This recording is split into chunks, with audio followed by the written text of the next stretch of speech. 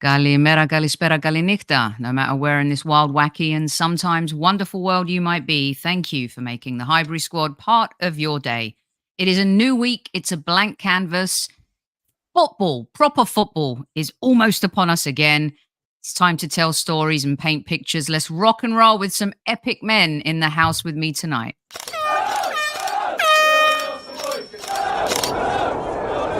Mind the gap between the train and the platform.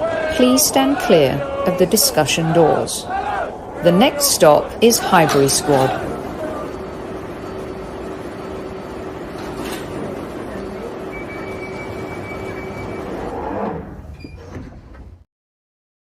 Good evening, boys and girls. Welcome to the show. For those who have taken the week off from football and are chilling on a beach somewhere or having a staycation, thanks very much for listening on audio and on replay as well. And for those of you who've taken the time off, I hope that you have enjoyed it.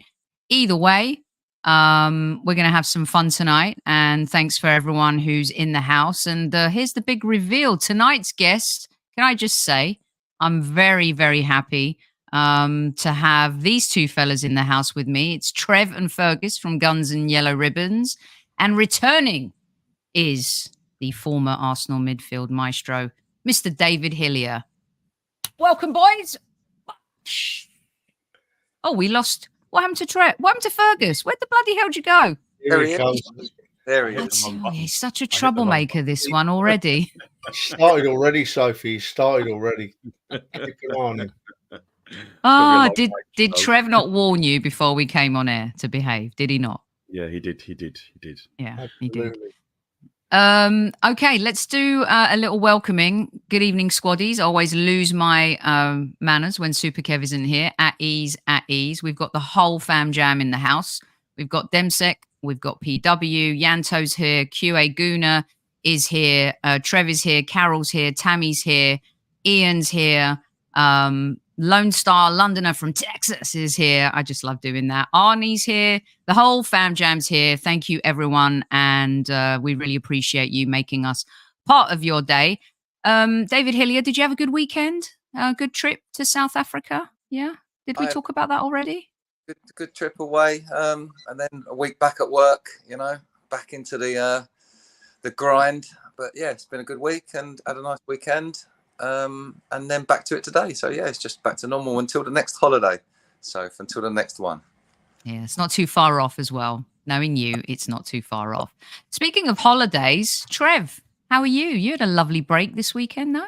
Yeah, indeed. I am very well, thank you, Sophie. I've had a lovely weekend in Madrid with a beautiful wife. The weather was very good. We've ate lots of food, drunk lots of beer, and seen loads of what is really a lovely city. And that'll be I like to call it work, but my wife calls it holiday. So my next holiday will be the Bayern Munich away game, and I can't wait. Love it. Hopefully Madrid will be in your future again soon. Absolutely. Absolutely. And Fergus. Fergus. What'd you get up to yesterday, Over the weekend, not a lot. I just relaxed, chilled. Don't really remember much of it. I was so relaxed. You know what I mean, Sophie? I spoke to you after 10 very relaxing moments. I get a phone call yesterday. I'm going to have to tell the squaddies. Sorry, this is what we do on this show. Dave and Trev, someone was, I don't know, maybe 10 pints in. At least 8 of them were Guinness. And I get a phone call. It was absolutely glorious. I don't know if there's anything better in life than getting a phone call from a drunk Irishman. I really don't. Someone tell me, prove me otherwise. Yeah, not getting a call from a drunk Irishman isn't bad, to be honest with you. From Jimmy Carter, he was my my drunk call buddy. He used to call you, Dave? Yeah, he used to call me up when he was out anywhere in London or anything. First, when I moved to Bristol, and I'd get a phone call 4:00. Saturday morning, be Jimmy. Love you, Ills. Love you, Ills. Yeah. Oh, he's a good lad, Jimmy. Good looking lad. Back in those days, eh? Very pretty back then. Yeah, pretty boy. Okay, speaking of pretty boys, they played pretty football. Some say no. I say yes. I think the football that George Graham's Arsenal played was very pretty. And I think the whole 1-0 boring tag is absolute bollocks, if you ask me. We're going to do this tonight. Here's the agenda, you guys. All right. We're going to talk a little bit of nostalgia. All right. And there's going to be some stuff that you maybe don't know yet and we'll learn about. Trev and Fergus have got some really great questions for Dave. And I just thought this time he's here, we'll take total advantage. So a lot of our younger listeners love listening to the history. They love learning stories. And I think there's not been anything as close for me to this particular Arsenal team since George Graham. And that's no disrespect to Arsene Wenger or the Invincibles. I'm talking about managerial style, mentality, a whole bunch of stuff which will come to fruition during the show. And then at the very end of the show, I have a huge announcement to make. So you're going to want to hang loose, hang tight, get your tea, get your beer. It's not Trevor's tattoo. It's not a new tattoo by Trevor. Trevor, you haven't got another tattoo, have you? No, something much, much more important than that. I reckon it must be.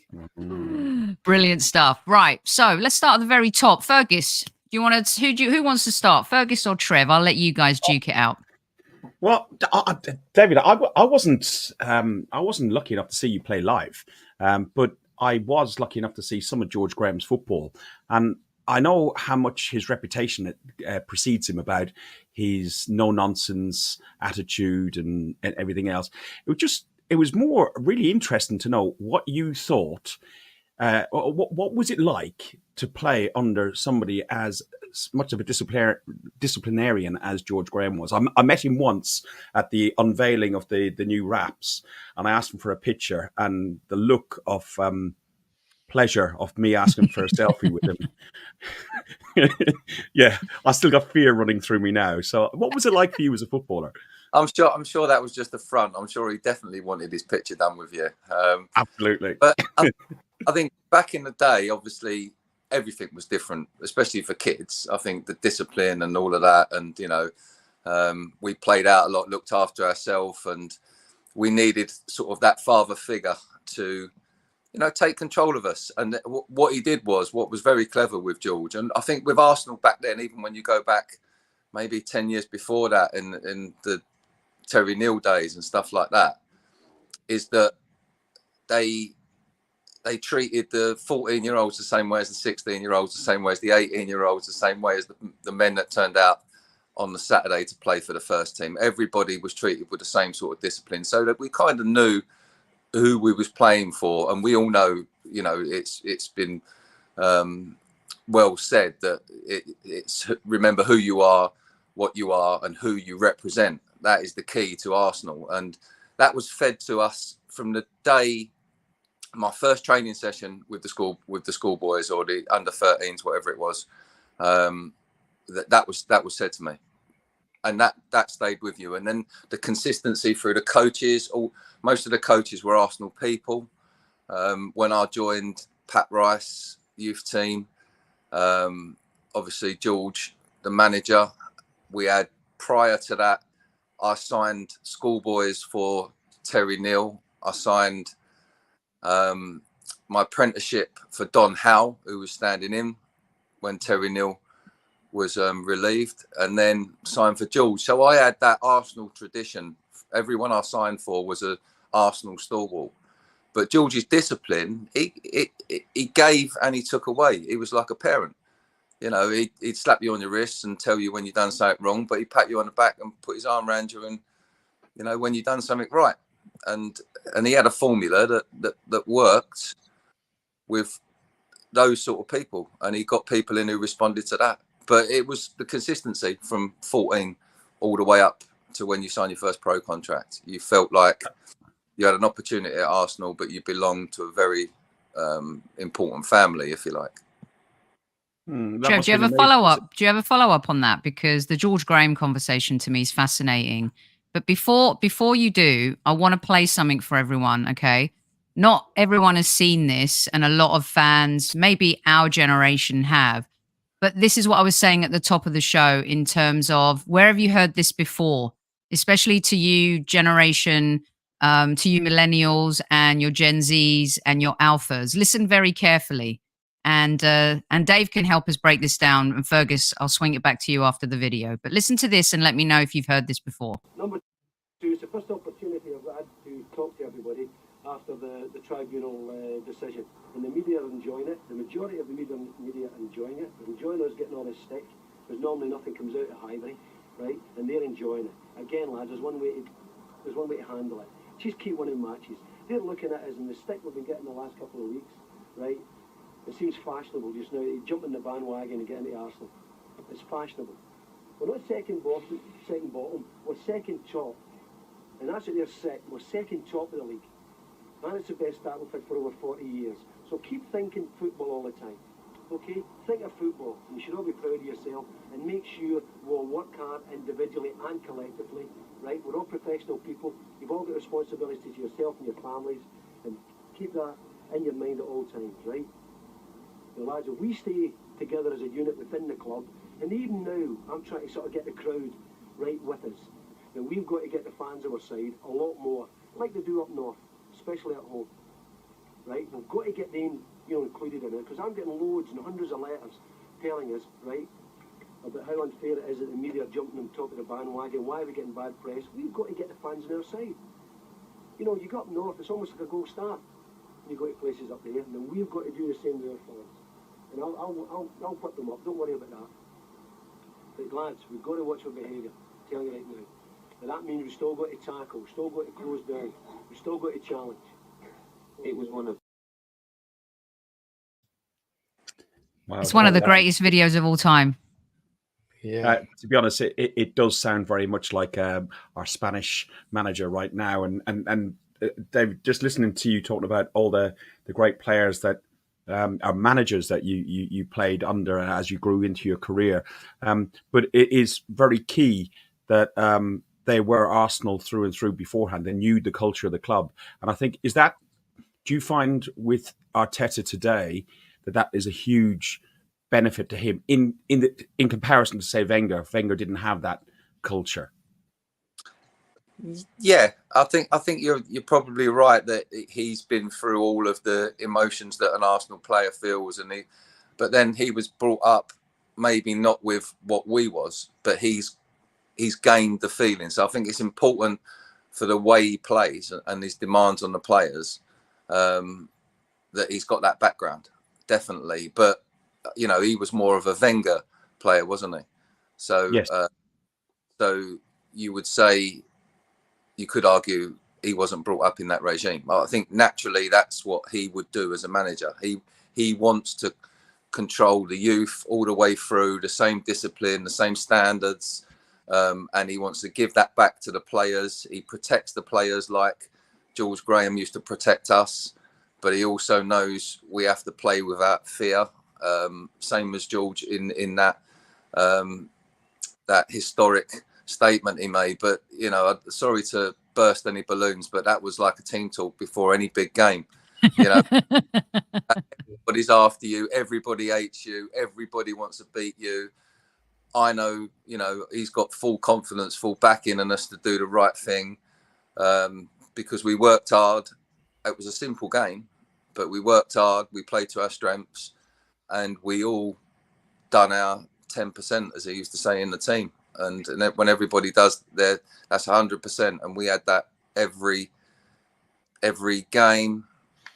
Tuesday night at the Tuesday club, we give 100%. Everybody was committed to the cause, definitely. Even players that were a little bit unsettled, they still turned up on a Saturday. Very few players didn't turn up, and when they did, they was told, but not in no bad way. Just one final one. You mentioned the Tuesday Club just briefly. Was the Tuesday Club just the Bank of Friendship, or did you wander across to the Woodbine and gone to the Gunners, or was it just the Bank of Friendship? No, well, the real Tuesday Club didn't start until we got early hours of the morning, when we used to go to a place called Dover Street. Okay. Piccadilly. That's where it really it kind of kicked onto. So that's what, because it was more exclusive, more exclusive just for the players. The two guys that run the bar used to just let the players in, and a few there was a few other celebrities. Some bloke, George Best, used to go in there, sit up the bar with a jacket with "Legend" on the back of it. And he was. Yeah, that place is still open. The Dover Street Wine Bar. Now they call it the Dover Street Wine Bar. My friend has a band. They play sax there. But yeah, great place. It's a really cool little place, and I mean that's where it's sort of our sort of hold on the Tuesday Club is in there. But yeah, it used to. I'm sure it went all over, and then it probably continued back in Barnet on the way back when after lads were going back to their houses and they were stopping off at 5 o'clock somewhere for a late one. But yeah, we stuck together back in the day. But on the pitch, yeah, very similar as today's team. I don't think today's team are as technical as the Invincible side. The football is not the same. It can be at times, but the Invincibles were beautiful to watch all the time. Some unbelievable players, but I think what this team has got is definitely that spirit, that Arsenal spirit, and we're going to need it because, as what you said earlier, lots of games coming up, so we're going to need it. Going to need to draw on that. You see, it's interesting, right? Because I draw my comparisons with George Graham and Mikel Arteta in that George Graham won us a league title in '89. We'd won some cups, but we hadn't won a league title since '71. We waited a long time. '89, and then obviously there's the Wenger era, but then we last won it in 2004. So it's been like that time period again. And Mikel sort of give us a hope we haven't had for many, many, many years, David. It's a lovely time to be an Arsenal fan. But the point I want to make is, you can tell from that film there, George Graham used the hassle from the press and what they used to say, I think, to turn it round and use it to drive you on. And I think that Mikel Arteta does the same now. And do you think he helped with what he said? Did he move the pressure off your shoulders and make you feel, yeah, I've just got to go out there and play and worry about nothing else? Well, like I said, he did it on a regular basis. That was just, that was, we knew the TV cameras were there. So it's obviously not propaganda, if you like, because it was true. Yeah. Dealt that out whenever he felt we was under the cosh, or whenever we got in trouble, or whenever something had happened that, maybe the lads on a pre-season trip, something had happened and got in the press. He dealt with it the same way every time. They're going to try and kick you. They're going to try and do you as much as they can. He'd tip you off if something was going to be in the paper on a Sunday. Why do you think it is fashionable, David? Why is it fashionable? Because it's been happening ever since I can remember. The press. Is it because I'm an Arsenal fan? It seems worse, but they just don't seem keen on the Arsenal, do they? They'd rather find a dig at us than give us praise. I think that's just what people have got used to. I don't know if it's, I don't think the players feel that they get picked on. I certainly didn't. Our team didn't when we was back in the day. We didn't feel like we got picked on because we also, by the way we played, wanted to be kind of not bullies, but we played aggressively. We wanted to dominate, so we knew that came with the territory. People were going to not be happy with you, think you're not playing great football, rather go and watch that lot down the road who play lovely football and never win nothing.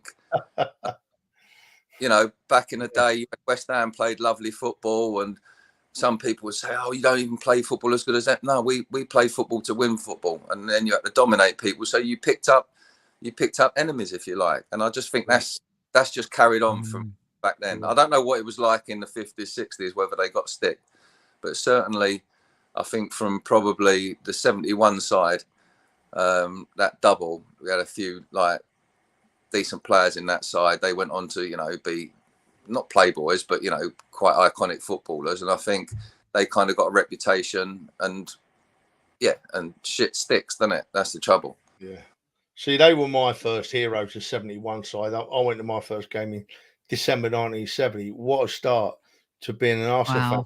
And I don't know if I'm jumping ahead now, Sophie, but you've not mentioned it, David, and you were a very important part of this. We mentioned 89, we mentioned the Invincibles, but my God, man, that team, that 91 title winning side, they would take anybody on, in my view. Absolutely superb football team to watch. And very nearly the first Invincibles, mate, weren't they? Yeah. Unfortunately, that loss at Chelsea. Yeah, gutted. we did. You know what? As players, people say, "Oh, what was it like?" And we didn't. Sorry. We weren't thinking about being invincibles. Yeah, and it was just another game. Win another game. Do what you need to do to get the result. Don't concede, and you can't lose. That was what George always used to say to us. Don't concede. You can't lose, and because he knew we'd always create something. Was that mentioned in the dressing room? The chance that you could go unbeaten all season. Did anybody believe that could happen? I don't really remember that. I don't remember in '89. I wasn't around as much around the first team, but certainly in that season when we won the league, I don't think anyone was really talking about it till the last few weeks. You know, when it was coming to an end, and certainly I don't really remember the fact that we was nearly unbeaten. I don't think that was a consideration. We was just beat everyone who comes in front of us mode, and that was what George made us into. Our conditioning was so repetitive. You know, Monday would be the same, Tuesday. You hardly had any difference in the training schedule. He kept all the drills the same, and we was literally just machines out there, and we'd go out there, do our jobs, and like I say, we had the flair players. We had some fantastic flair players who could change the game for us. So it was the back four and the two central midfield were one unit, and everybody else was the attacking unit, and that's how we preyed on teams. Talking about, sorry, Sophie, we talked 89 and a bit about the Invincibles in 91. What about Wrexham 92? How did that feel? I think again, God, that's a bad question, isn't it? I'm even worse. I've got the picture. There he is, number 4 in the wall, holding his nuts. It was going right over my head, but yeah, I think it was just one of them days. I don't think no one was really after the game. We was obviously gutted and disappointed, but we didn't feel like we'd been beat by a team all the divisions below us. We just felt that on the night we weren't good enough, and we did get done by a tasty free kick, to be fair, by a player that I see quite often now on like golf days and little corporate things. Does he remind you? No, because I always ask him if he's got 50 quid first. I've just got to say something here, right?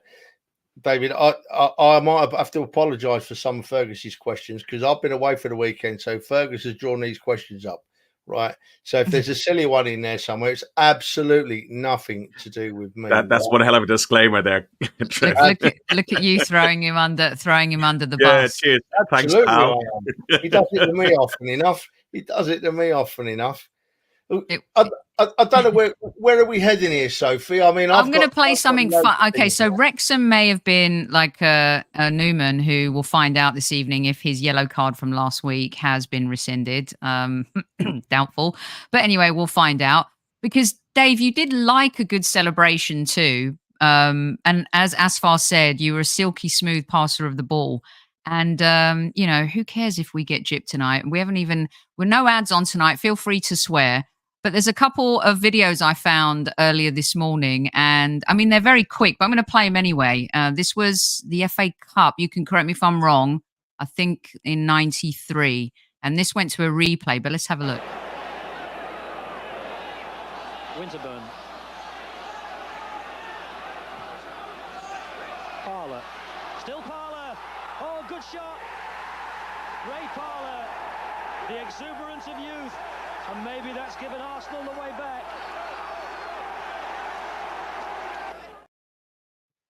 I love seeing that. And then one more from that game. It's given Arsenal the way back. Crowd of just over 26,500, just becoming a little bit subdued. As Arsenal fail to get the breakthrough. Maybe now, Parlour. Merson on his right foot, well struck, fabulous strike by Merson, and bang on cue. It's a different game now, 2-2, and what a wonderful strike by Paul Merson. I did. Love the cuddle, the spoon. Yeah, spoon. I love the spoon. I've got a few of them. Me and Kev, me and Wrighty. Me and Merce there. Yeah, He scored some bangers, Merson. He really did. Merce was the original magic man. Listen, he's got a right foot and I will say it out here now, like Brady's left foot. His right foot was an absolute wand. If you saw him, what he could do, if the ball was on his left-hand side, he could pull it over. He was a really good footballer as well. Really good footballer, Merce. Yeah, he was. He'd be certainly one of my top midfielders that I played with in my career. But obviously, DB10. I don't think you can get any better than that. I mean, Fergus, back to you, but I agree. Lee Judges in the house. Welcome, Mr. Judges. How are you? What a player Paul Merson. He was. So I think underrated, actually, Fergus. Yeah, a great player. I loved his book. I read the book. I don't read many books because I'm a bit dyslexic and stuff like that. But I read How Not to Be a Professional Footballer, and I absolutely loved the book. It like a Stella Can front on it and everything. It was a brilliant player. David, you're instrumental in that '93 semi-final, but you got injured and you couldn't make the cup final. I'm going to get a yellow card by the end of this, aren't I? Because that's 2 negative questions. Trev's going to kill you, yeah. I'm speechless. So, how does that feel to go all that way to the semi-finals and then not be able to play? How do you think it felt, Fergus? The bloke's dancing on the ceiling, I bet, weren't you, David? I bet you were over the moon, weren't you? My good God, man. I'm dancing on the ceiling, definitely, because I think I had my leg in a cast. But obviously, tremendous disappointment, because it was a really big season for me. And I just thought, having all them, I think I played in almost every cup game up those finals. And to miss out on the finals was hard, but it did mean that I was allowed to enjoy the club. How did the club make you feel as part of that? Because you're not able to be there because your leg's in the cast and everything else. But do they include you because you're such an integral part of the team with that in the cup runs? Yeah. I mean, no, my leg. I was only in the cast initially for 10 days after the injury, so I wasn't when I went to celebrate at Wembley. But they certainly. I was involved in everything. The day-to-day running. When you go to London Colney now, they've got all different departments. They've got the medical department, the physio, the recovery department. Everything's separate. But at London Colney originally, the medical room was 3 beds in a room that had big, massive glass windows that used to be left open so that the fit players would lean in and give the lads on the benches a bit of stick, or you'd have a chat with them, and everybody got themselves taped up there in the morning. And then you had an hour and a half with Gary Lewin, and they'd all come back in there. So you was always part of the team. You was never left out of anything. The training, if Gary was doing your rehab, you'd be doing it right on the pitch next to where the first team were, where they was training, because obviously the squads was much smaller then. So, we was all close. Everybody in the squad, even those that didn't sort of feature in it massively before that, younger players, probably the likes of Paul Dickoff and people like that. He'd have been around it all the time. So you was never left out. I went to the final, was in the dressing room before, was in the dressing room after. So it was. That's good. That's good to hear though, because you often wonder like what's it like for Martinelli at the moment. He's injured with a cut foot, or hopefully that's all it is, and so on. But how are they kept as part of that group, that important group, and especially if you look at the current squad as well, it's such a small group of 15 really. It's not a big huge squad, is it? I know there's 25 in a squad, but the core squad is probably about 15 16 players. So it's really, I think it's important that they're that's done. Trev, just before you jump in, I wanted to show these pictures because I was going to ask this question. So I say that again. I was just about to ask this question. Good. You ask the question and then I'll show the pictures. I wasn't sure if that was before or after. Go on. You see, that 93 cup run was memorable for me for a semi-final as well, where we talk about the press getting on people's backs. That Tony Adams used to get some serious, unwarranted press coverage. And for him to score the winner against Tottenham in the semi-final that year, I still remember how much of a celebration we had. But of course, then in the final, Dave, what does Tony Adams do? He drops Steve Morrow, right? So did Steve Morrow ever talk to him again, Dave? I'm sure I've seen a picture of him recently with Tony holding up Stevie's arm. Look, there's Dave right there. That's why. I was straight up, down, see what was going on, and then all of a sudden, Stevie falls off his shoulder. A lot of people think that that's me, so the first thing they ask me is, "Oh, how's your arm after Tony Adams dropped you?" But no, it wasn't me. But listen, I've got a strange feeling that after the semi-final, Tony lifted me up, and I wobbled a bit on his back. Saved me and dumped Stevie Morrow. But listen, that was shocking. His arm was in such a horrific position when you look down at him. It was back to front, hand round the way. It was awful. You don't seem too bothered there, though, Dave. I've got to say, in your little suit and tie. I might have had a few champagnes, so fine. I mean, he couldn't even go out and get his medal, could he? He didn't even go up and collect his medal, did he? No. I remember it well, yeah. But fortunately, the club got medals as well for the players that I think you had to play so many games in the cup to qualify. So I qualified for both the medals. But and I think when you've missed one, obviously I'd missed the League Cup final. So the FA Cup didn't hit me probably as hard as it would have if it was just an FA Cup final that I was missing, because obviously that was back in the day, that was the cup you wanted to win. Of course it was. Does it upset you? Does it upset you that it's been devalued, the FA Cup, Dave? It upsets me greatly. FA Cup in the playground at school. Do you know what I mean? And we'd name ourselves after great cup players, and we'd run around, and we'd be, and that's what we did back then. And FA Cup was a big thing, but I get that now, and I know that's probably why the Wrexham thing. Whilst I saw it as just another game, everybody else saw it as a fucking big game. You know what I mean? It was, it was a bad loss. So the FA Cup meant a lot to people back then. Yeah, absolutely. I think it's important that I love the magic of the FA Cup and seeing Coventry. There's such a nice balance this season, and we've seen it before. But like their last minute, goal against Wolves. That kid actually just did it again for the US in the Nations League here in the States. To see them getting their David versus Goliath semi-final Trev, we grew up in an era where the FA Cup day started the minute you opened up your eyes. The hotel, the vignettes from them kind of getting ready the night before, getting on the coach, being on the coach as a fan, watching them drive to Wembley Stadium.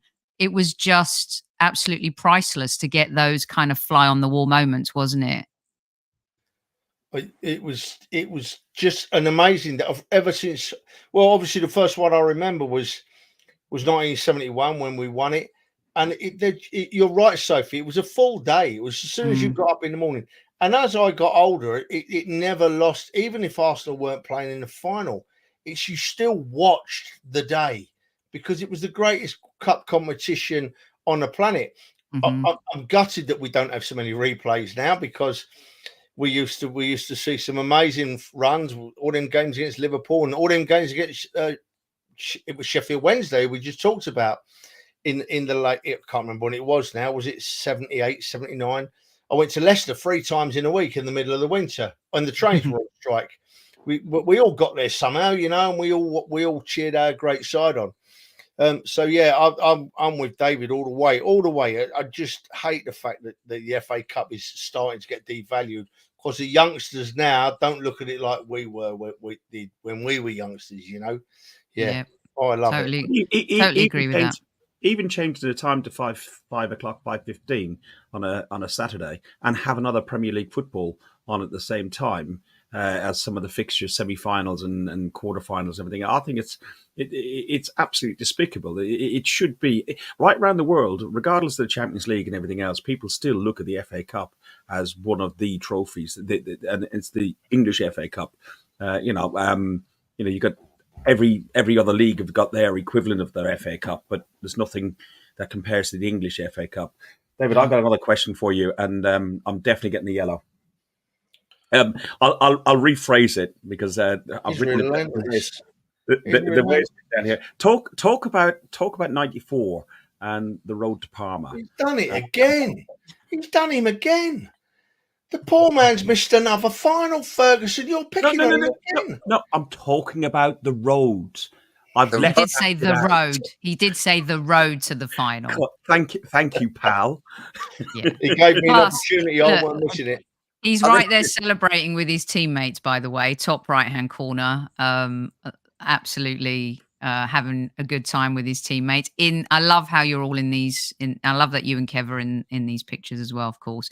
But go on, carry on as you were. Yeah, and the road to Parma really, I think it took off for me probably Torino.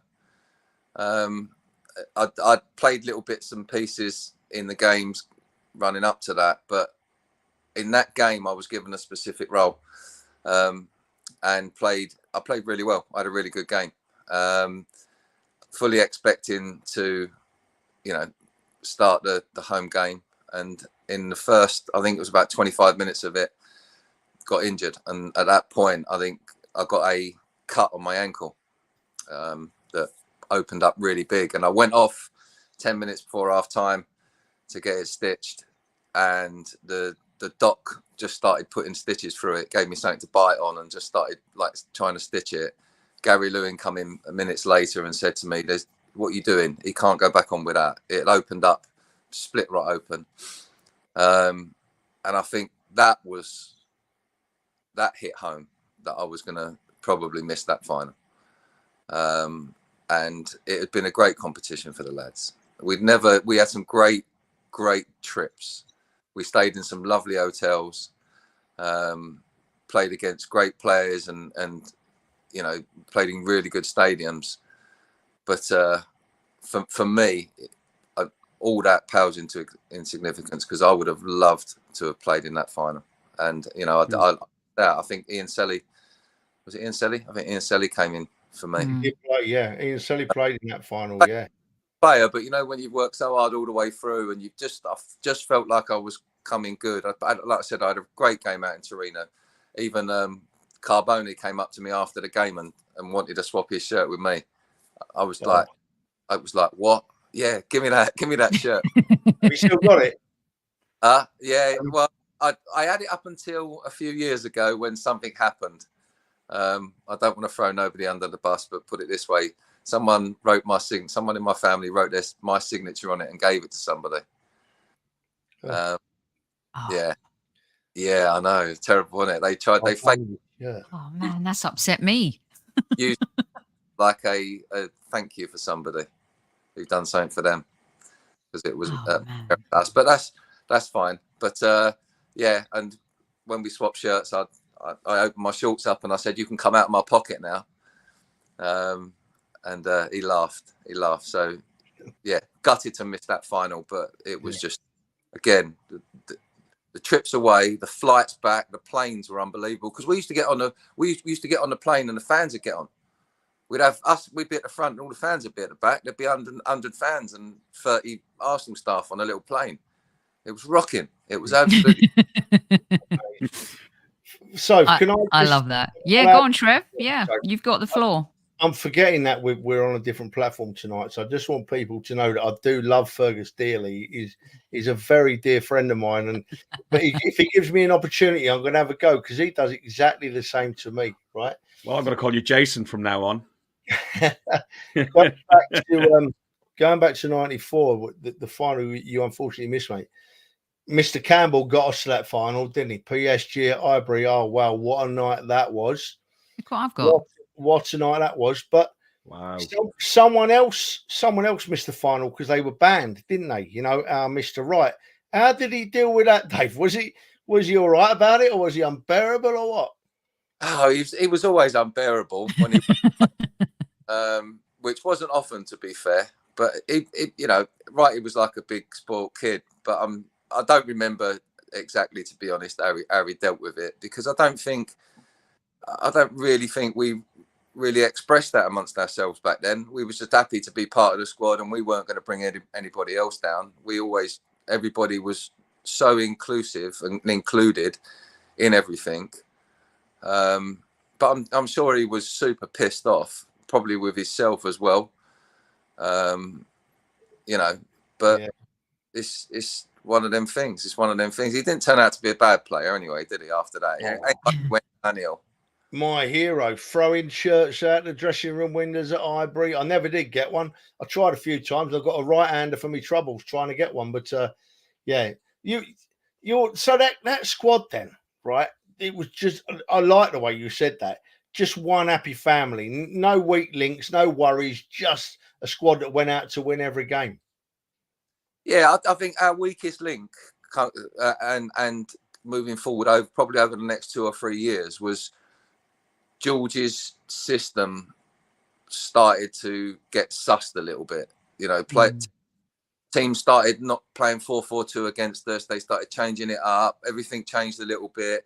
More European players came into the game. There was more an emphasis on technical. So we needed to adjust. And I think in the next couple of seasons, certainly the next one, I think 95, I don't think we was particularly good. And I think we wasn't updating our squad as we was going, really. We were sticking with the solid midfield, you know, a bit of flair down the wings, bit of improvisation and speed up front, power. I mean, Kev brought so much power. Sometimes when I watch Kev's goals, I think, fuck me, he scored a left foot volley on, mate. And we've seen it on the internet loads, and it was mint. If someone scored that this weekend, they'd be creaming over it on the telly. They'd be loving it. And some of them were absolute belters. And then when he used to smash people off the ball, you know, Haaland done it to someone a few weeks ago, didn't he? And it's like, he's the best thing. Kevin was doing that week in, week out. Left foot, right foot. I mean, pitch. You know, not our pitch. To be fair, ours was good most of the time, but most of the other places you went to were mud baths by October. So yeah, we had some cracking players, fantastic players, and great lads. She was a fan. I missed that. Trev, can I ask you? Go. I want to ask you and Fergus, because it's so hard, but I think Kev was as good as Wright. You know, when remember he gave Nick Ramsdale the best advice in terms of the David Raya and Aaron situation. And Kev's like, I felt like I was just as good as him, if not better. And I just had to put my head down and prove everyone wrong and keep playing. His attitude, his mental capacity to just be so positive all the time is just incredible. It's really inspirational even now. But it's so hard, isn't it? Because they're both just scored bangers and such good players. Trev, go. Yeah, I can't argue any of that. It was just that Kev came through from the youth team and they brought Wrighty in, I reckon, and then Smudger was there and something had to give. And at the end of the day, that's down to the manager, isn't it? So, I mean, Kevin Campbell came from the youth team. The youth team, obviously, the same youth team as Dave was in, and Miller, God rest him, but Kev came in with such a reputation into that team. He scored, I think, Dave will tell us better.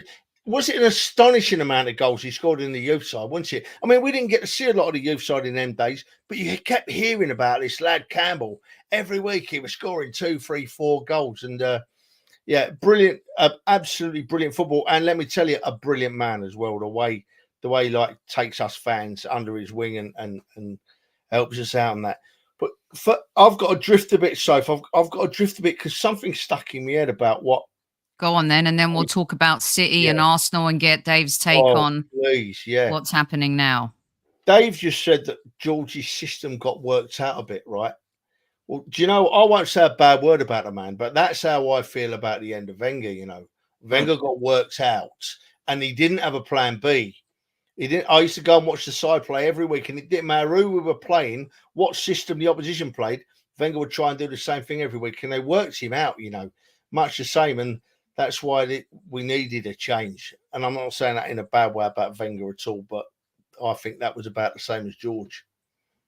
Before you move on to the City game, there was one last question I was going to ask, David, which is 142 games for Arsenal, 2 goals. Would you have liked to have played under Wenger, because you left just as a little while, just a couple of months before Wenger joined the squad? Would you have liked to have the opportunity to play under Arsene Wenger?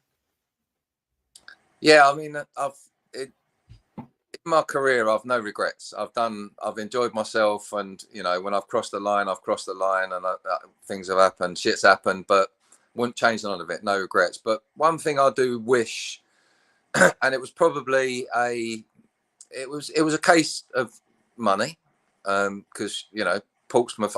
When you're a young lad, you come up through the ranks. You get your money doubled from when you're 18 to when you're 19. Might go from 200 to 400 quid, then from 400 to 800 quid. And I ended up I won the league at Arsenal, earning 800 quid a week. When everyone was earning a minute, the next player up from me was on probably 2.5-3 grand. So I was waiting for that next contract, and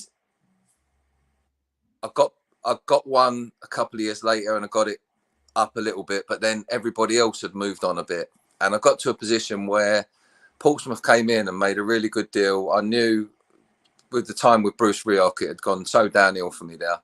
I'd lost my confidence, and I wasn't happy playing under him. But we knew, obviously, Wenger was coming before that. Stuart Houston took over, and in that little period.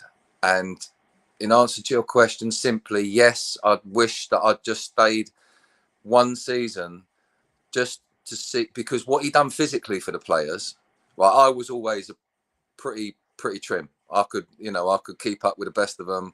I was quite athletic, and I would have liked to have seen what he could have done with me in that year. Do you know what I mean? Because I know the training diets and that, the attitude. Well, what he did with Parler and Adams and everybody else. Yeah, I think if I could have had a little bit of that, a little slice of that, I think I might have been in there a bit longer, or even I might have got a better deal and a better move at the end of it, to some better. But not knocking Portsmouth, I had a great time down there, and my decision totally. But I think at the time it was perfect timing. My daughter was just going to be born, and it was like we need to be somewhere secure and put some roots down, and we just did it. We just did that. But yeah, definitely. I wish I'd give it another year, and then I could got me money anyway.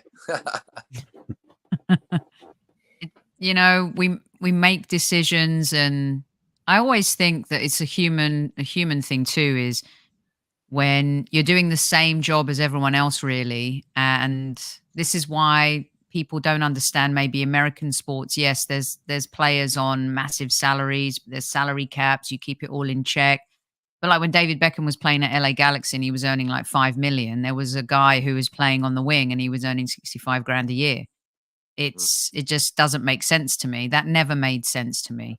When you're going in, you're training every day, you're doing exactly the same thing. Of course, he's a superstar, but back in the day, like when you were playing, I know. And when you think about that now, I think we pay kids way too soon, too much, too soon. Sorry, kids. Sorry, Gen Zers. I'm not saying that in any way, shape or form that I think I wasn't probably what I deserved in that side. I mean, if No, I'm saying it. Yeah, what I'm saying is, but if Dennis Bergkamp comes in, Dennis is worth 15 grand a week all day long. No one's going to argue that. And yeah, I should have been down probably where I was. So I needed to go somewhere else to sort of like make a bit for myself. And I knew it weren't happening anyway, because I think probably 3 months before Wenger joined us, Patrick Vieira came to the club, and he came straight into the the little dressing room in London Colney where I changed, and he put his stuff right next to me on the peg. He was injured at the time as well, but I knew he was a player. Everyone did. So yeah, it was.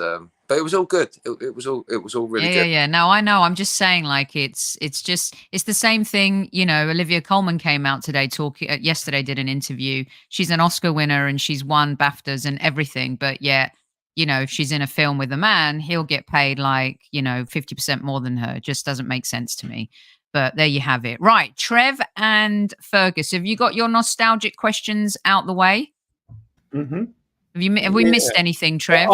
I could go on all night, to be honest with you. So if I could go on all night, all sorts spinning around my head. You know, when Dave mentioned contracts there, I remember a lovely story Kev told us about George Graham trying to get him to sign a contract. I don't know if you've heard it before. It did make me laugh. And you know, I'm thinking, how was George Graham with you? I promise, last one, so I promise. How was George Graham with you with a contract? Did you just sign it, Dave, or? Yeah, pretty much. Yeah, we just signed it. That's what I said. You took it for granted that it was going to get, you know, generically doubled the first couple of times, and then maybe you could go in and negotiate a little bit on the next one. But we was playing for the Arsenal. To be fair, Kevin can't complain anyway. He had a lovely blue Golf GTI when he got his first W convertible on his second one. He was doing all right. But yeah, love it. It's pretty much. Tony Adams had a Capri, didn't he? Yeah, it was already. The contract was basically written out for you in front of you to sign. You know, and it was the Arsenal. You weren't no big times. And I think just quickly going back to the Ian Wright and Kevin Campbell comparison, there, I think maybe because Kevin came up through that disciplined system, I think Kevin had a more disciplined approach to a game, whereas I think Wrighty, because of being bought as a star striker, if you like, after the FA Cup, wasn't it, for Palace, when he really shone, and he came as a bit of a superstar. So he played free and he played like his personality, and Kev played like his personality, strong, disciplined, well-mannered. You know, that's Kevin for you. Although he can be aggressive, and, you know, Kevin was never the beast he could have been, I don't think, because he had a kind heart.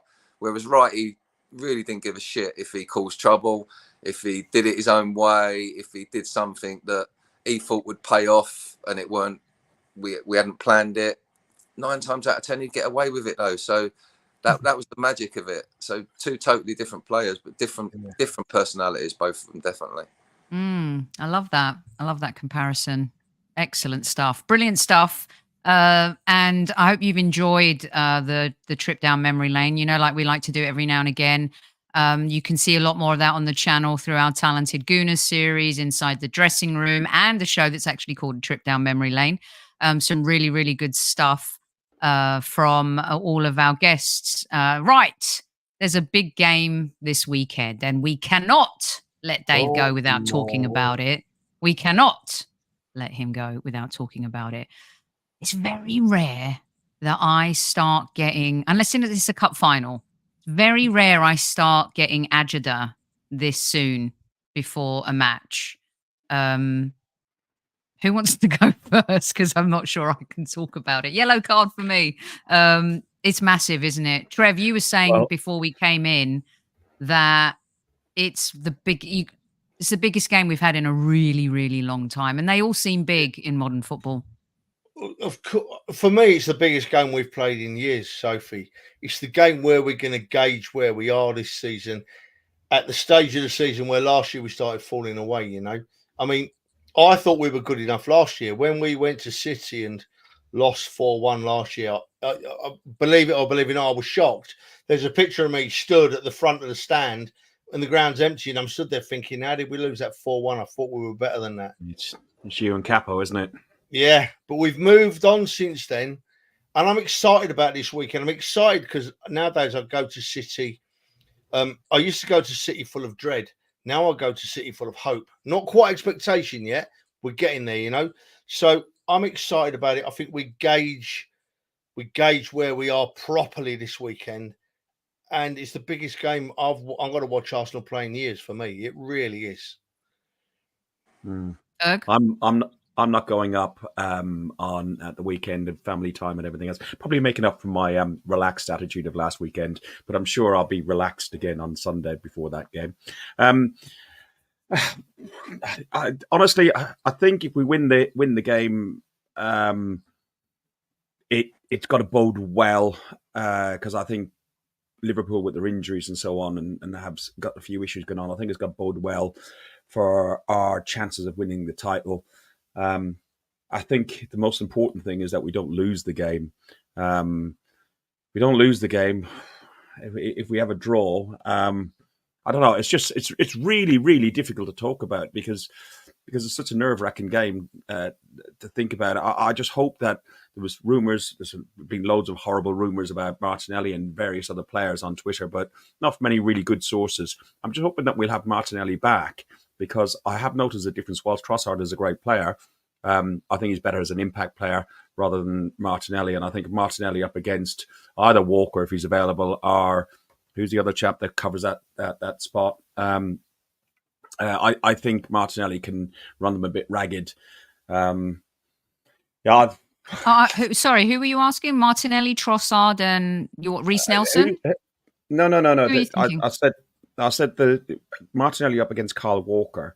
On their side. Yeah. Oh, okay. Yeah. Who's the guy who'll cover for Kyle Walker? I can't remember his name. Begins with an A, I think. Don't care. Akanji. Akanji. That's it. Yes.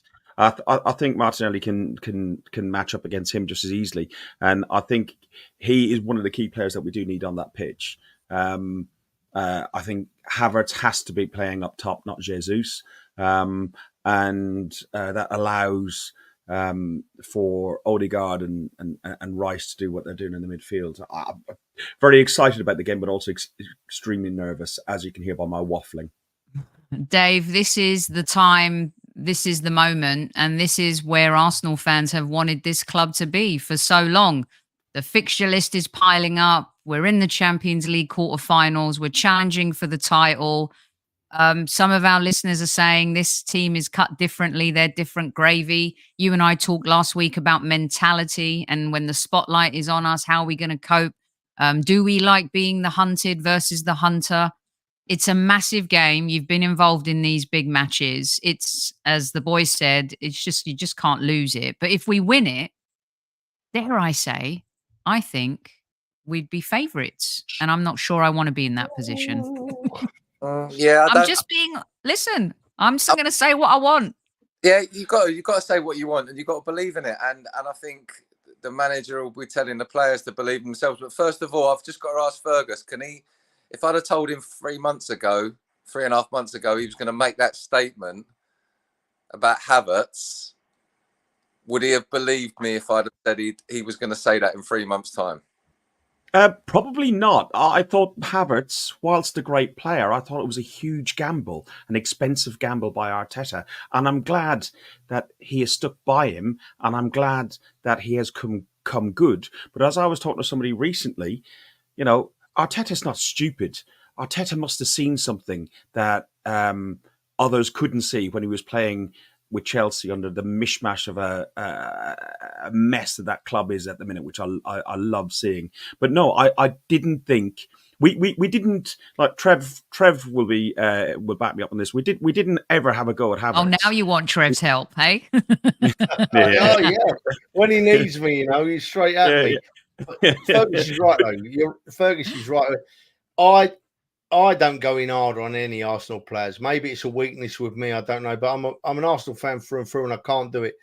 But I'm a bit like Fergus. I did think that we spent 60 million on a player when at that time we might have been able to spend that 60 million somewhere that would help us more. But I also knew that there was a player in Havertz that we hadn't seen. And I'm over the moon to say we're actually seeing him now. And he's doing it at international level. Scored a goal for Germany this week as well. So he's got to play for me, Havertz. He changes the whole outlook of our front line. He's the difference I think we've needed for a while. Yeah, definitely. I think getting to Sunday's game, I think the role he plays as well, floating around and not being an out-and-out centre forward, drifting into the midfield, getting himself in uncomfortable positions for defenders to pick up. just opens up the space for the likes of Ødegaard to slot them little passes in to Saka. Even we're seeing Ben White in his new sort of inside midfield role, flourishing. There's lots of space, lots of movement. So I think it's going to be a great game. I don't think it will matter if we. I don't know if I want to say this. I don't think it will matter if we lost the game, as long as we don't get absolutely. Because last year, like you said, Trev, we got battered, and 5-1, right? We weren't expecting that. No. And again, it felt like, when we got beat by Liverpool, was it 6-1, and then we got done by City the couple of seasons before. It felt like that was going to happen again. So we've got to avoid at all costs a big loss. And I think if we competed and stood our own with them, and we just don't come out with the points, then fair enough. That's it. We just move on. We got to win every game after that. It's simple. So I think the damage can be more done psychologically from a big loss in that game. I think else, obviously a win, the way we're playing, we've definitely got the potential to win. I thought Man City looked a bit dodgy against Liverpool. It felt like their character got dented, and they couldn't respond in certain areas, didn't know how to cope with Liverpool. And we've got that pace that Liverpool have got when we're on a team. So if we can get on them and put them in that position, that'll be good. Let them know that they are not alone. We are right there on their shoulder, even if we're slightly in front at the moment. David, yeah. Do you think, and I'm trying not to tempt fate in any way, but do you think that the current City squad aren't playing as well as last season's City squad? That I think it's probably in the final throes of Pep's reign there, and then with the Klopp effect and their injuries and everything else of him leaving, that Liverpool don't look the wonderful Liverpool that the media think that they are as well. Is that just me and my Arsenal blinkers, or what? I think the Man City squad is, certain players are developing more so now. You've got the likes of Foden coming in, asking questions where he should be in the team first every week, he would think now. So the manager's under pressure to crowbar him in. He's got to play with Haaland, so they've got to play a certain way. All of a sudden, everybody, their dynamic's changing a little bit. I would imagine their dressing room dynamic might be changing a little bit as well, because, players are getting big contracts, and, other players are drifting off a bit, and they've been around in that playing mode now for, what we say, 8-9 years. They've been at that level.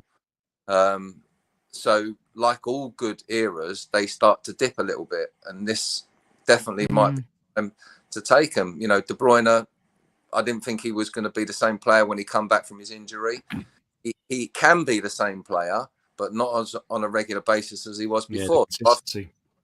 He's peaking, and someone asked me the question, I think it might have been last week. So he's peaking while Ødegaard is still travelling on an upward slope for me. So, I'd rather have the player that's got potential to do better than the player that's just going to give me his best every week. I'd rather take a chance on that. And I think he could be the key man. And he's not been the greatest in some big games, Ødegaard, we know that, and it must be on his mind. So it's an opportunity for him. And if we... How do you think the Klopp effect would affect the squad in the dressing room? You talk about the dressing room in Man City, the dynamic may be changing. What about the dynamic in the Liverpool one, where you got players who were brought in the summer who were told, "Yeah, you're my next project. I'm going to do a rebuild," and then he goes, "You know what? I'm out of here." There's always going to be casualties when new managers come in. I think Jimmy Carter was a classic. I think Kenny Dalglish bought him at Liverpool, and then 2 weeks later, Kenny left, and Jimmy had been told, you're going to be the next winger. I'm going to turn you into what I was here. And, and 2 weeks later, nothing. There's always going to be casualties like that. But I think the Klopp effect, I think that will be very much like Klopp will turn that into his own positive. Yeah, I think so. Players, and he will say, "Look, I know I've only spent a year with you, but I brought you here because I love you, and just do your best for me, and you'll have great times. And I think he'll turn it to his advantage. So I don't think there's any cracks in Liverpool there coming from the Klopp side of things. Okay, who? Go on, Trev. Go on, Trev. It's really interesting because I can't think about anything than our side. I don't like to think about Man City. I don't like to think about Liverpool because I know that if we play to the best of our abilities with the squad we got, we're going to beat anybody on our day, right? But one thing's in my head, looking back at this season, is that, Man City got star players all over the field, but for me, their talisman is Haaland, right? And twice this season at Wembley in the Community Shield, and especially at the Emirates when we beat him 1-0, Haaland did not get a kick of the ball in either of those games. Saliba and Gabriel, Saliba in particular, were absolutely superb. And the game at the Emirates ended with Haaland kicking his toys out of the pram. He was that fed up and annoyed, So I think Haaland will have in his head now, I've had no joy against this defence this year, and hopefully it will long continue. What goes through, if you've had a couple of games this season, David, and I know for any reason you've got a couple of players in your head, does it stick when you go out there again, or do you just put it away and play your game? It's a tough one. I think it's all about that confidence early on in the game. I mean, if he gets the run on Saliba and, does something special and feels like he's all of a sudden got the upper hand, then, it's for Saliba to come back and challenge him and win it back, and it will be a ding-dong battle. But I think in the game at home, you mentioned Saliba from the start just stamped his authority on it straight away, closed down the space, went all the way into the midfield with him, where Haaland tried to take him and thought, oh, this guy ain't going to go in with me because Ben White's up the wing. What's he thinking? If I spin him here, I'm in. And he tried spinning him, and lo and behold, Saliba was in front of him, just ghosted in and laying the ball back to the keeper. So Saliba got on top of him from the start. I think it's all about getting on top of your opponent, winning the battle. And I think that's a big Jules Graham thing, was always you had the first 20 minutes to win your personal battles with your opposition. Get them to play against you, not you play against them. And I think that's key with the Saliba and Haaland. But Haaland will have all of his own fans behind him. He'll have a point to prove, so he's got all of that mental rage ready to go. So it's down to Saliba to keep him quiet. And if he does that, happy days. If he gets on top of him early, that just stands Arsenal in good stead for the game. Any concerns? Real quick, any concerns about Declan Rice playing again tomorrow? He's been given the armband for England. Benjamin White definitely hasn't been given the armband for England. But Declan is playing. Just real quick before we go to Fergus. I don't think he's got a week's recovery. He's a fit boy. I think he's clever enough to know not to put himself in any situations where Arsenal are going to suffer some consequences. He'll be looking after himself from the start of that game. I'm sure he will. Absolutely. His injury record at West Ham was outstanding. Yeah, absolutely, folks. Do you know what, Sophie? Declan Rice has got, for me, an amazing football brain. He seems to be a yard ahead of anybody else with his mindset.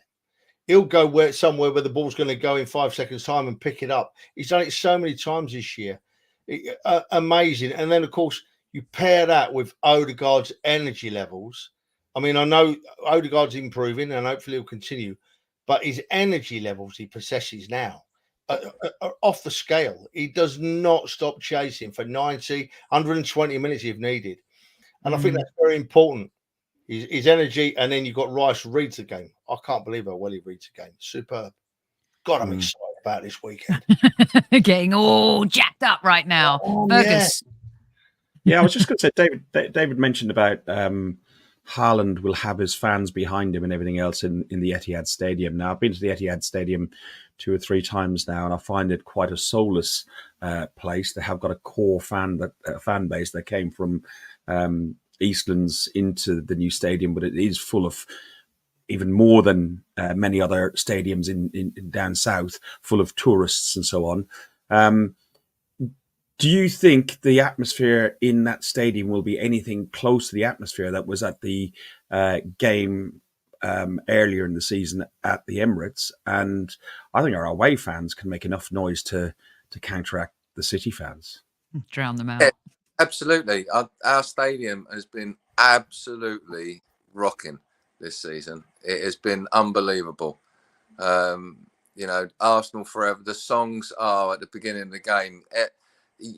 You've got to have no soul if the hairs on the back of your neck don't go up, right? When you hear that, even if you was a fan from another club, you would be thinking, "I wish this was my club singing a song like this." You would, 100%. Anyone who takes their kid to a game now, and that's their first game as an anthem like that before the game kicks off with that sort of atmosphere and everybody on it, is a great memory. And it ain't always been like that. I mean, they've really but when I say about Haaland having his fans, I mean, he's in his stadium, he'd be looking around seeing a lot of blue. And whereas at Arsenal we saw a lot of red, and he heard a lot of red, and he heard a lot of shit as well. And he ain't got that he won't have that to deal with. It makes a big difference. Yeah, I think for him it probably is. Yeah, I think because I reckon he got wound up at our place. I reckon he definitely got wound up, and he, the big Viking couldn't do anything about it with his physicality or his whatever, his Dolph Lundgren looks. He couldn't do nothing about it. No one was there to save him. And I think he couldn't wait to get off the pitch and and get down that tunnel and get changed and get on the coach. I bet he was the first one on the coach, sitting there with a face like a scalded little child.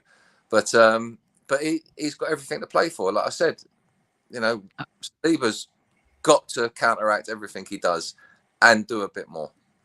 Okay, so quick one question for Sophie. You heard what David said, and you heard about we talked about the atmosphere and the discussion that we had on a podcast a few months back, 6 weeks ago, about North London Forever.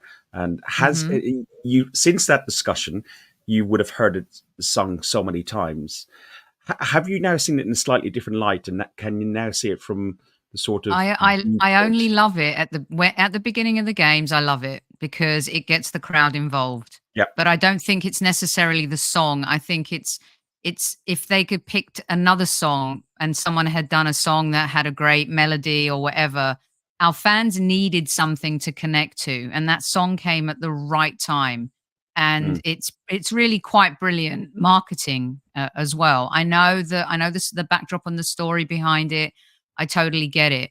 I would have preferred. My point was, I would have preferred a song that kind of came from the terraces, just a little bit, because I think that's how great tunes are made. But now, in modern football, I mean, Liverpool's song it didn't come from the terraces, did it? Nope. I do like how it's connected everybody and it gets everybody going at the beginning of the game. Even Gabriel Jesus was singing it from the bench. Just the long words, day. But he was singing. Yeah. yeah. So, right. And someone who really has a lot to do with that song, and you guys haven't mentioned yet. We talked about the players, talked about Havertz, talked about Declan Rice, Martinelli, the wings. How this game's going to be won and lost. Our defense, which has been immense. At the very end, I want to get your take on who starts on the left, if he's going to play Zinchenko or Kivior. But the person who I think holds the key to all of this is the gaffer. Don Arteta, who has gone from strength to strength as a manager, and he's going to be judged. We were talking about George Graham, we were talking about Arsene Wenger, and it's all good and well, and these journeys and all of this stuff, and I love it, and I'm really part of the journey this season. But Arsenal Football Club are always going to be judged by whether or not they win trophies, and he holds the key here. Dave, I'll start with you. Mikel Arteta, I agree with Trev, it's a big game, probably one of his biggest games. He's going up against Pep. He's a Pep protege. Everything he does, everything he's learned, everything we're seeing from him, he's like a cut and paste version of Pep Guardiola. How does he approach this game? Are we pragmatic, Arsenal? Do we revert back to the 1-0 win? Is that how we're going to play them, especially on their turf? And do you see him playing safe with a Kivior at left back Tomiyasu maybe not ready to come in straight away on this one. What's your take? I think that Mikel Arteta will try and go one better this time. I think he will go for a high press.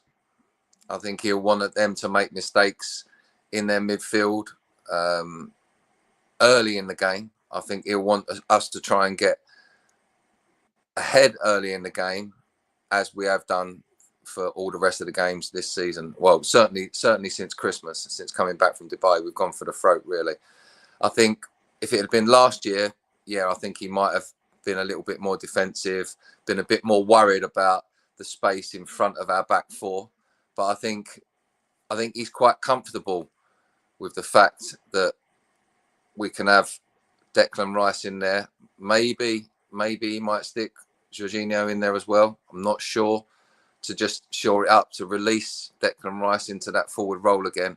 But I certainly think that he will be thinking that Man City are there for the taking. And if we don't take them now, and you don't go out there thinking you can take them, then you might as well not try for the rest of the season. He won't tell them that, but that will be his attitude. He'll be trying to get them. He'll be trying to get them fired right up for this, believe in themselves. This is the right time. We came close last year. I don't think you come close 2 years in a row and then win it on the third year. I don't think that's sustainable. I think that's a tough ask of any team. So I think if you're going to win it, you need to win it this year, and you need to go out with firing some guns. And I think he will. I think he'll go for it.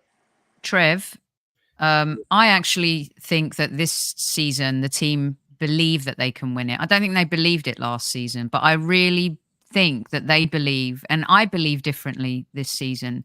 But I think the person who believes the most is Mikel Arteta, more than anyone, and he'll be gutted more than anyone if we don't. What's your take on the gaffer and his approach to this game? Do you start Kivior as well? It's a very important point you make, Sophie, in that lots of people forget that not only our players are a year further on, our manager's a year further on. He's got another year's experience under his belt. And that's very important for me when it comes to managing football teams and learning. You learn from your mistakes and you don't make those mistakes twice. If you want me to think about choosing a side for this weekend, I would definitely leave Kivior in there. I don't want Zinchenko pushing infield and pushing up the park, because I think a lot of Man City's threat comes down the flanks. They leave players real wide. They hug the touchline and they make space just inside. And for me, Kivior has shown and grown into that position and shown that he's the best person for that job this weekend. I wouldn't bring Jesus or Zinchenko in. I'd leave it as it was. I'd like Martinelli on the left, but definitely play Kivior. Kivior is possibly our most improved player this season.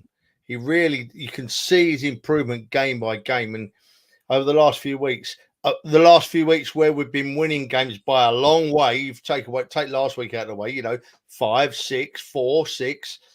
And Kivior has played in them games and he's played damn well, and he deserves to be in that side for me. So. Fergus, we'll get you and then we'll get some quick predictions, the announcement, and then we're out of here. I just realized we have been on air for 1 hour and 18 minutes. I'm pretty sure Dave's got his tucker on the table somewhere, and we'll get the squaddies out of here too. Fergus, what is your take, and give me your prediction? For me, unless you want to save your prediction exclusively for Guns and Ribbons on Wednesday. No. It's a crossover, so we're good. For me, the side doesn't change from the side that we started against. For example, Porto. It's a winning side. Raya, White, Saliba, Kivior, Gabriel, Rice, Jorginho, Odegaard, Saka, Trossard, and Havertz. That's the starting lineup. They've been the most successful starting lineup for weeks. Providing they're all available. That's who sorry, not Trossard. I'd swap Trossard out for Martinelli if available. But that's the lineup I'd have. If we've got Martinelli, you're going to make me 3-1 Arsenal, and that's pure heads and hearts. You're right. This is the time. This is the moment. And this is the time to change the narrative. And when I say, like, if we win this game, we'll be favourites, I mean the media, the pundits, they'll pile on the pressure. They will make us favourites. This is what they're going to do to us. But if we beat this team, like Dave said earlier, you lose this badly, the mental just goes again because you think, oh, we're never going to beat them. But if we win this game, it takes us to a totally different level, not only within the squad, not only for the manager, for the fans, but with the public as well, which I know we give zeros about, but in a way we do. We want to shove it and ram it right down their gobs, and we want to lock up their dartboards so they can't throw them at us anymore. This is massive. I say we win. Come on, the Arsenal. How about that? Hey, get in. I hope you two are right. I hope you two are right. Well, we need to salute that. Right, let me get you guys out of here. I do have some mega news, and to us it's mega news, and to me it's some of the best news that I have heard all year. The huge news that I wanted to share with you, I'm getting goosebumps, is that Super Kevin Campbell is going to be back live on Monday Madness next week. You heard it right. You heard it here. Get your salutes ready. Super Kev is back, and I cannot wait to get him back on the show to talk about football. And I am beyond thrilled and excited. And, the reality is I never thought the day would come, but it is here. And he sent me a text and I choked up and I started crying. And this is why I believe we're going to beat Man City as well. Super Kev's going to be back. The stars are aligning. Stop me, someone. No, you carry on, Soph. You carry on. It's good. No, I think. Let's hope you're right. Let's hope it brings us all the luck. But I don't think it's going to be about luck. We got to play well, and we've had a bit of a break now for a couple of weeks, and we've got a big month coming up of huge games, lots and lots of them as well. So it's I think a win would just absolutely kickstart that last little push towards the season, give them that energy that they need to get through this month, and I'm sure it'll happen. So I'm going for 2-2. I'm absolutely over the moon, Soph, that Kev's back and he's well. I'm over the moon about it. I really am. Got a Man City game, right? I think we're going to win it, right? I think we can win it, and I think we will win it. But something you've got to remember, right? There's twists and turns to come yet this season. There's twists and turns. It's going to go right down to it, right? So hopefully we'll win and we're ahead of the game then. Hey, and just to finish from me again, so I shut up. Kev, brilliant. Great to see you back, mate. Yeah, brilliant stuff. And you're right. We'll probably beat City and lose to Brighton. My Brighton ticket turned up today, actually. Yeah, I'm going to Brighton. I haven't been to the Amex. I want to see us win down there. Just good stuff, everyone. Brilliant show. Mr. Hillier, thank you, as always. And just because Kev's coming back doesn't mean Hillier's going to disappear. He's going to be back. We're going to be talking football. Tell him, Dave. We are going to be talking. I might need a week off, though. I might be going on holiday. I'll need a little break. It's all been too much the last few weeks. So tough. We'll allow it. I need to get away for a week. But no, I'll be doing the game on Sunday, doing the comp Arsenal. So yeah, I'll be watching closely. Although I won't be at the Etihad, I'll be at the Emirates at my second home, doing it there. And yeah, I wish all the guys good luck. But obviously, I'm with Trev on this. I'm so happy to see Kev back, see him doing well. Rambo, so you can't kill Rambo. You can't take Rambo. Rambo is Rambo. So yeah, can't wait to see him back. There he is. Yeah. Look, it looks like you're rubbing his head, Soph, like that with a big hand. I am. Line your arm up, it'd be perfect if you did that. Look, right on his head. I can't wait for him to come back and just start doing this again. He's got a lot of necks to break. He's been taking receipts, everyone. He's been watching these shows. Don't you worry about it. What about we haven't done it's a yellow card all day long. Newman's got a yellow card, not rescinded. That's my decision, final. Yes. And if he argues, it's a red. That's Oh, take that. Absolutely brilliant. Sophie, I love it. It's been absolutely brilliant and great news again about Kev. But I've enjoyed the nostalgia. I've learned. I've enjoyed getting another professional footballer's point of view and perspective, and get to know a little bit more on the inside of Arsenal Football Club. You mentioned that you done some other shows as well, but if people also want to go across to the Guns and Yellow Ribbons YouTube channel, we've done a whole series with Mark and Andy from the Arsenal Historians. We've done a whole series a couple of summers back, and they're really, really good, going from Brilliant shows. From 1886 right through to, I think it was 2020, Trev, wasn't it? yeah, it was. There was a great series, and what was great about it was every time Fergus said something, either Mark or Andy called him up about it. We like that. We like that a lot. Make sure you guys, please, squaddies, you do one thing when you leave this show, okay? And for those listening on replay, please do the same. Please go subscribe to Guns and Ribbons. You will not regret it. These guys love their team. They're all about the team. They go to the away games, and you've got Alex and you've got Dan as well. Dan is a huge instigator of Arsenal songs. He's always in the mixer, home and away. These guys travel religiously with love and with so much passion, and have done for years and years. And I tell you, if you're looking for the type of content that we do here, that is all about love, and yeah, sometimes they get heated, but Guns and Ribbons, go give them a subscription. Please, I ask you to do that, squaddies, for me. Okay? Guns and Ribbons on Twitter, Guns and Yellow Ribbons on all other media. Thank you very much. Thank you. There you go. All right, guys.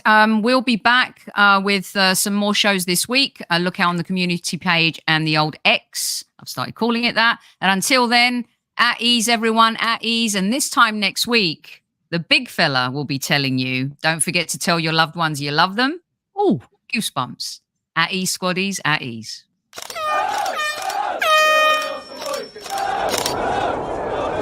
Mind the gap between the train and the platform. Please stand clear of the discussion doors. The next stop is Highbury Squad.